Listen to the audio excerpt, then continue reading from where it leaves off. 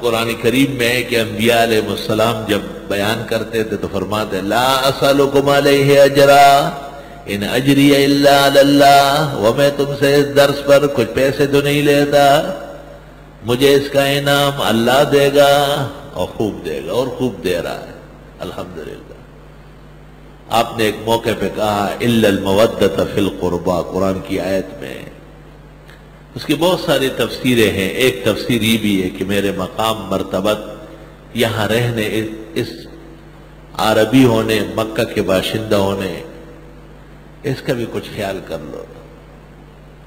تو درس کا ادب، تفسیر کا ادب، قرآن کا ادب، ایک عالم کا ادب، مسجد کا ادب، یہ سب پر فرض ہے۔ آداب بہت ضروری ہے۔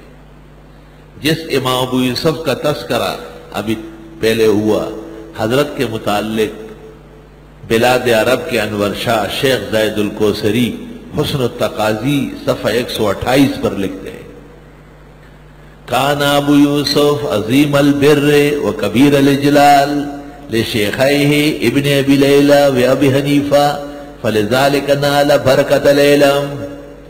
امام ابو یوسف اپنے دو استاد عبد الرحمن ابن ابی لیلہ اور امام ابو حنیفہ کا بہت زیادہ احترام کرتے تھے، اس لیے علم کی برکتیں بہت زبردست عطا ہوئی۔